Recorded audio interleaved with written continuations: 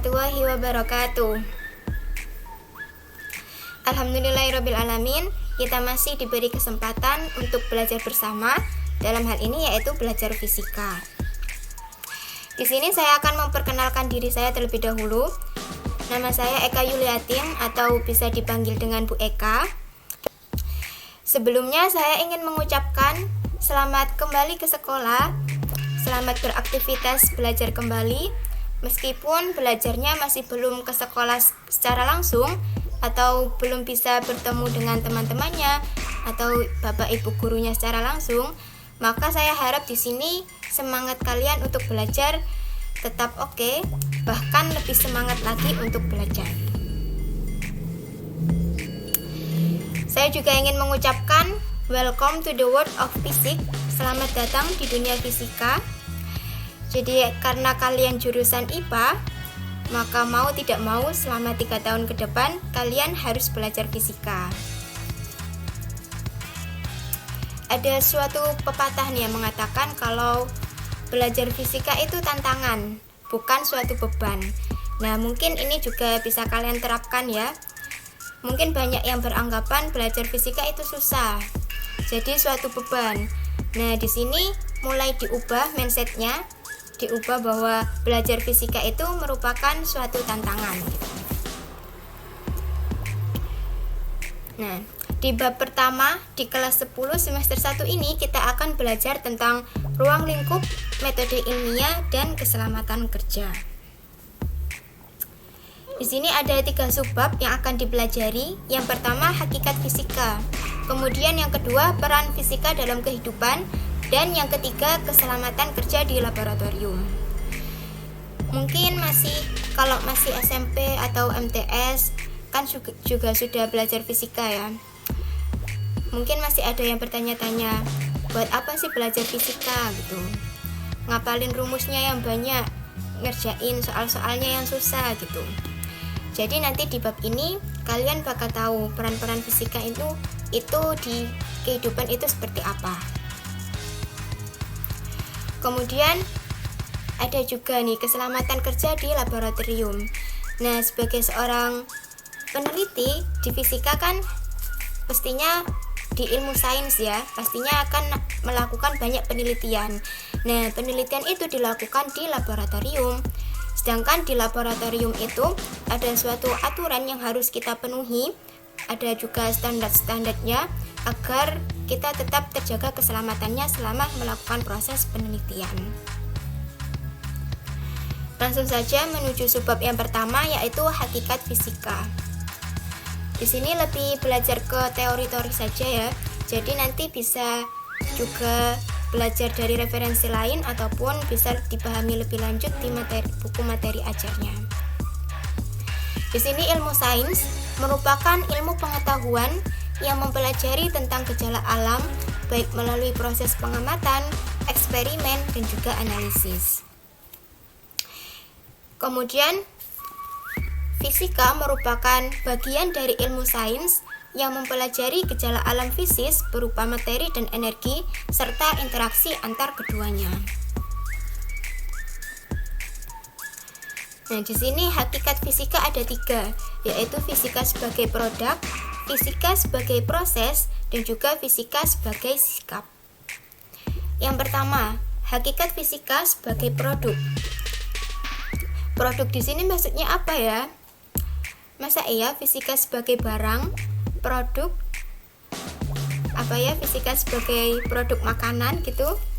Di sini jadi maksudnya fisika sebagai kumpulan pengetahuan yang berupa fakta, konsep, prinsip, hukum, rumus teori, dan model. Sebagai contohnya nih, hukum kekekalan energi. Ada juga asas Planck. Nah, itu merupakan produk-produk yang dihasilkan oleh fisika. Kemudian yang kedua, fisika sebagai proses. Untuk mencapai suatu produk, maka pasti akan dilakukan suatu proses.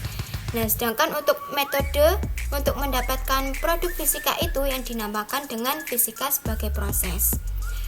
Apa saja sih langkah-langkahnya? Untuk langkah-langkah di sini ini hampir sama dengan metode ilmiah, di mana diawali dengan proses pengamatan.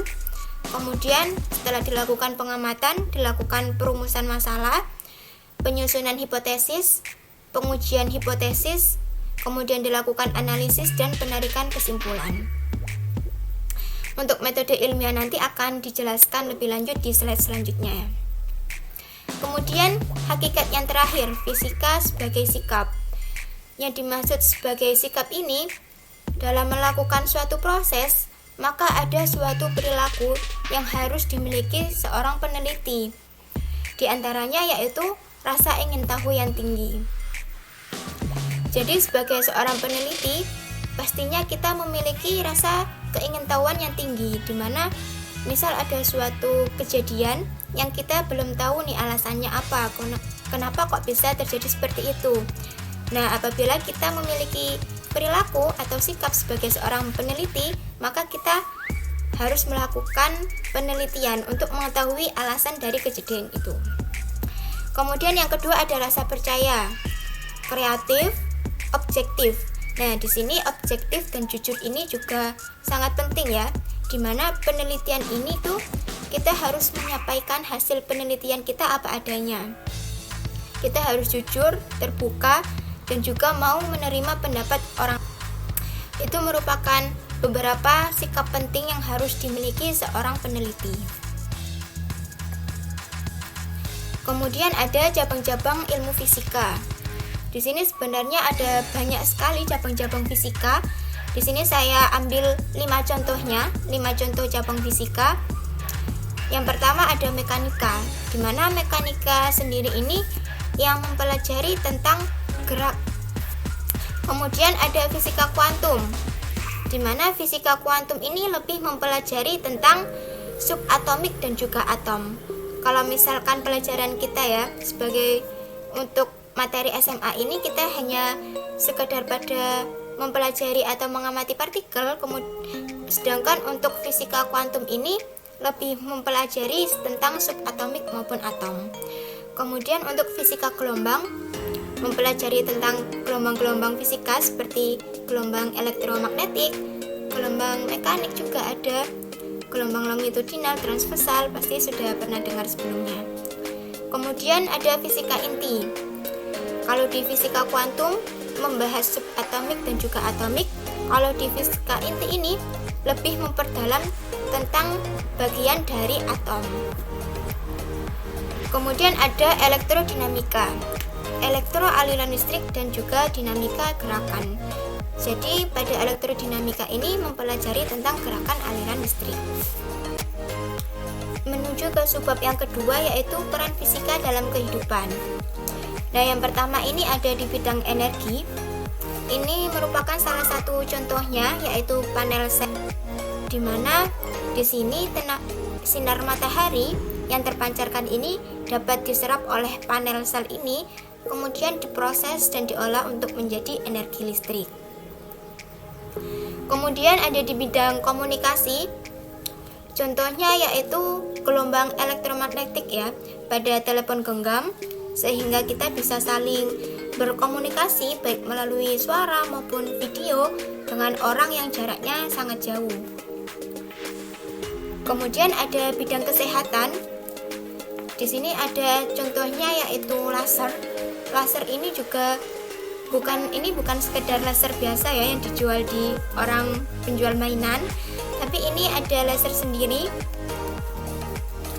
yang biasanya itu digunakan dalam dunia kesehatan. Ada juga sinar X yang bisa digunakan untuk rongsen, sehingga dapat melihat bagian dari tulang yang mengalami patah ataupun yang mengalami kerusakan.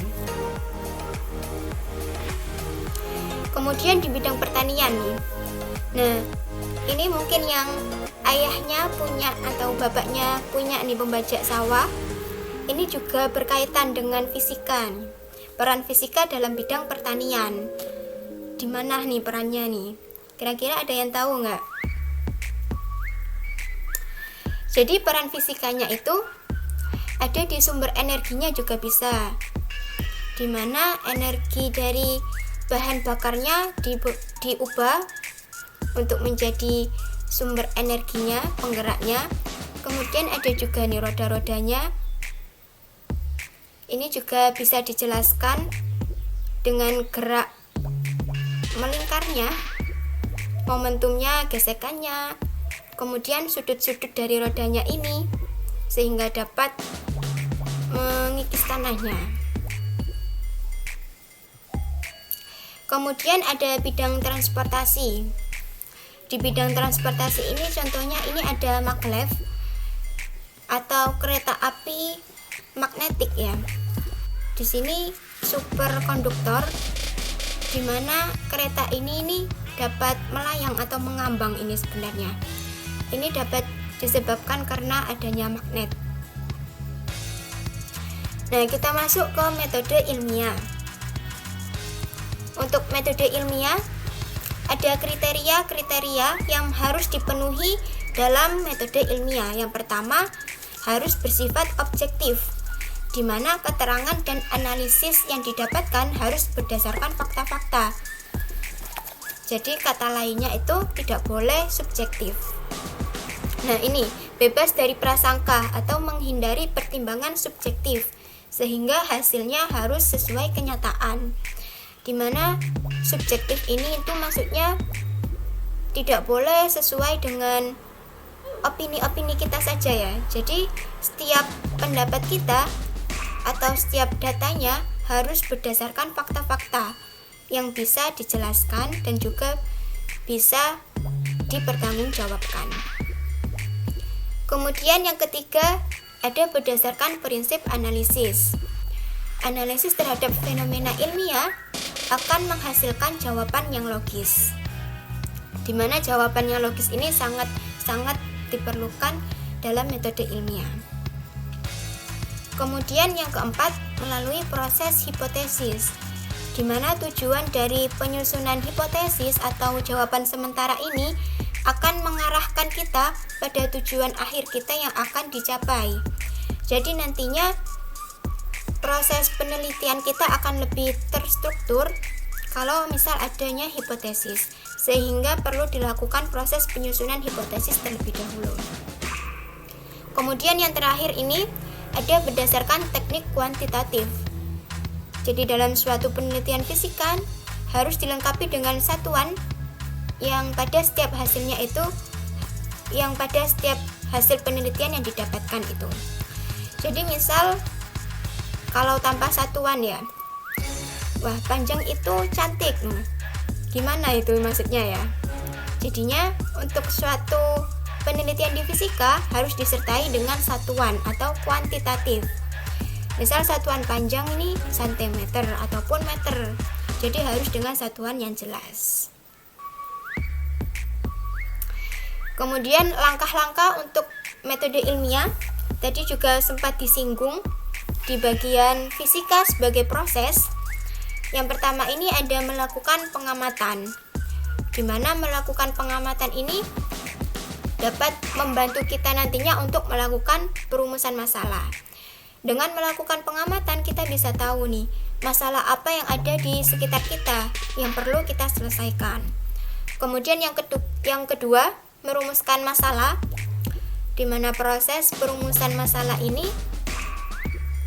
bisa dijelaskan dengan 5W plus 1H agar nantinya data atau informasi yang kita dapatkan ini bisa jelas atau terstruktur. Menuju ke bab ke nomor 3, yaitu mengumpulkan data atau informasi. Nah, data atau informasi ini dapat kita peroleh dari berbagai sumber, baik di internet maupun referensi buku-buku. Nah, kemudian yang keempat yaitu membuat hipotesis atau dugaan atau jawaban sementara dari penelitian yang akan kita lakukan. Untuk yang kelima yaitu melakukan percobaan atau eksperimen. Nah, di dalam melakukan eksperimen ada 3 variabel yang harus diperhatikan. Yang pertama ada variabel bebas, kemudian ada variabel terikat dan variabel kontrol. Mungkin sudah banyak dipelajari ya waktu SMP maupun MTS, di mana variabel bebas ini variabel yang diubah-ubah. Sedangkan variabel terikatnya ini variabel yang hasilnya bergantung pada variabel bebas, sedangkan untuk variabel kontrol ini variabel yang selalu diperlakukan sama dalam setiap pengulangan. Menuju ke subbab yang terakhir, yaitu keselamatan kerja di laboratorium. Jadi yang pertama ada alat keselamatan kerja yang harus kita pakai selama melakukan penelitian di laboratorium. Di antaranya ada jas lab, kemudian ada masker gas, di mana di dalam laboratorium itu pastinya ada bahan-bahan kimia yang mungkin berbahaya dan juga beracun bagi tubuh, sehingga tidak boleh terhirup oleh saluran pernapasan kita. Kemudian ada sepatu, sarung tangan safety, di mana sarung tangan yang digunakan di sini biasanya sarung tangan tahan panas. Kemudian ada alat P3K, pertolongan pertama. Ini untuk sebagai jaga-jaga saja apabila ada suatu kejadian yang tidak diinginkan ya. Kemudian ada alat pemadam kebakaran yang sederhana, alat pemadam api ringan. Kemudian pastinya ada pintu keluar emergensi. Nah, untuk aturan keselamatan kerjanya di sini dapat dibaca ya. Jadi banyak sekali aturan yang harus kita terapkan selama di laboratorium. Nah, salah satunya yang pertama ini, makanan dan minuman apa saja harus disimpan di luar lab. Jadi selama di laboratorium kita tidak diperkenankan untuk makan dan minum. Kalau haus bagaimana, Bu? Kalau haus keluar dulu di lab, minum, kemudian masuk kembali. Kemudian tidak merokok. Kenapa tidak diperkenankan merokok? Karena di lab ini banyak sekali bahan-bahan kimia yang bersifat mudah terbakar, mudah meledak ya. Jadi harus terhindar dari api. Di rokoknya kan ada apinya. Kemudian bekerja sendiri di luar jam kerja biasanya dilarang. Jadi selama kalian melakukan proses penelitian harus ditemani oleh Bapak Ibu guru. Ini bisa dibaca sendiri atau bisa searching aturan-aturan keselamatan kerja di lab itu apa saja, karena di sini banyak sekali.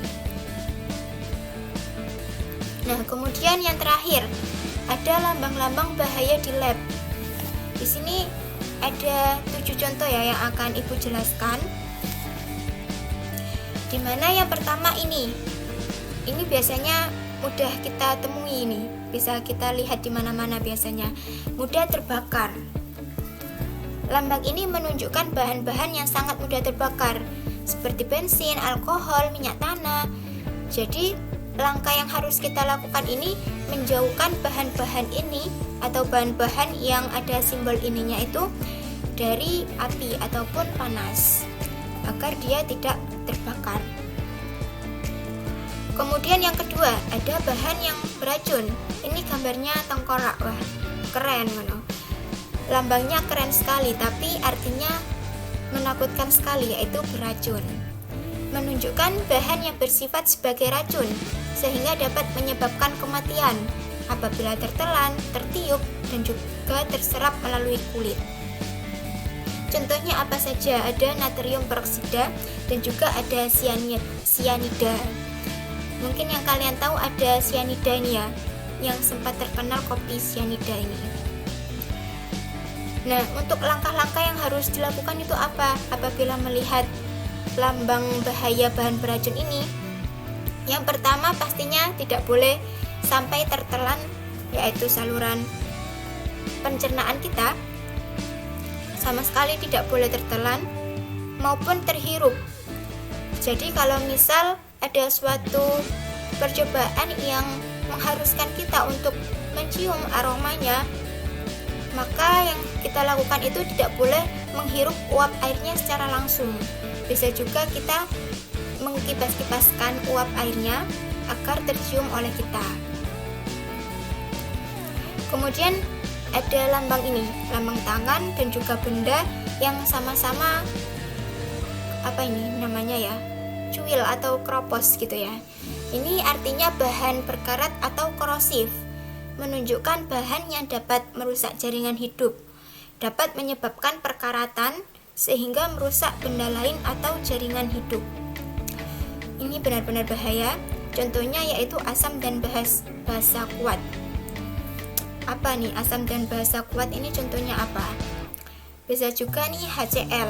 HCl itu merupakan contoh asam kuat, asam klorida. Nah, langkah yang harus dilakukan apa? Kalau misalnya berhadapan dengan bahan ini, maka sebisa mungkin dan wajib tidak boleh terkena oleh jaringan tubuh. Karena makanya tadi selama penelitian kita harus menggunakan sarung tangan untuk meminimalisir agar bahan ini tidak terkena jaringan tubuh kita. Kemudian ada lambang X. Lambang X ini bukan artinya harta karun ya. Kalau lambang bahaya ini artinya malah bahan yang berbahaya, jadi harus dihindari. Kalau misalnya di kartun-kartun lambang X harta karun yang harus kita cari, kalau di lambang kimia lambang X ini melambangkan bahan yang berbahaya yang harus dihindari. Karena bahan ini bahan yang tidak bersifat korosif, namun dapat menyebabkan ketidaknyamanan dalam tubuh, seperti menyebabkan iritasi maupun gangguan saluran pernapasan. Contohnya itu apa? Contohnya ada ini bahan yang menyebabkan iritasi, yaitu kloroform. Kloroform ya, bukan klorofil. Kalau klorofil di biologi. Kemudian ada lambang ini, bisa dilihat dari gambarnya saja, ini merupakan bahan yang mudah meledak. Di sini kurang mudah ya, bahan yang mudah meledak di sini maksudnya. Menunjukkan bahan yang mudah meledak apabila terkena panas atau sensitif jika mengalami gesekan dan goncangan. Contohnya ada campuran hidrogen dan juga oksigen. Nah, langkah apa yang harus dilakukan ketika harus berhadapan dengan bahan-bahan seperti ini? Maka harus meminimalisir setiap gesekan maupun goncangan apabila berhadapan dengan bahan ini, dan juga dihindarkan dari panas. Kemudian ada bahan radioaktif. Di sini lambangnya mirip kipas angin ya, ada tiga baling-baling. Di sini menunjukkan bahwa dia bahan yang radioaktif atau memancarkan sinar radiasi yang berbahaya. Dimana kalau misalkan di laboratorium itu bahan radiasi ini memang sangat-sangat berbahaya karena bisa juga menyebabkan kemandulan. Contohnya itu ada uranium, sumber radiasi uranium. Jadi semisal mungkin kalau misal kita berhubungan dengan bahan radioaktif, maka kita harus sangat berhati-hati karena biasanya ini bahan radioaktif ini akan dilindungi dengan bahan timbal. Kemudian kita membawanya juga tidak boleh mengarahkan bahannya itu ke tubuh kita, karena itu bisa juga menyebabkan radiasi. Sehingga kita biasanya kalau membawanya itu seperti ini ya. Misal ini sumber radiasinya, jadi kita kalau misal membawa itu kita arahkan ke bawah. Jadi tidak mengenai jaringan kulit kita. Nah, yang terakhir ini ada bahan oksidator. Bahan oksidator ini hampir mirip dengan lambangnya mudah terbakar ya. Tapi di sini di sini ada bulatan, sedangkan yang apinya ini ada di luar bulatannya. Di sini menunjukkan bahwa bahan ini tuh tidak mudah terbakar sebenarnya. Tetapi apabila kontak dengan bahan yang mudah terbakar atau sangat mudah terbakar, maka dapat meningkatkan resiko kebakaran. Contohnya ada hidrogen peroksida. Jadi di sini maksudnya apa? Jadi maksudnya bahan ini kalau misalkan dia sendiri itu dia bersifat tidak mudah terbakar. Tapi apabila dia bertemu dengan bahan yang mudah terbakar, seperti contohnya tadi ada bensin atau minyak tanah gitu ya, alkohol, itu maka dia dapat meningkatkan resiko kebakaran. Sekian tadi penjelasan tentang bab 1 tentang ruang lingkup, kemudian ada metode ilmiah dan keselamatan kerja di laboratorium. Semoga penjelasan tadi dapat mudah dipahami dan juga dapat mudah masuk ke otak, mudah diingat, tapi tidak mudah dilupakan. Apabila ada kesalahan kata dalam menjelaskan, Ibu mohon maaf yang sebesar-besarnya. Saya akhiri, wassalamualaikum warahmatullahi wabarakatuh. Semangat belajar!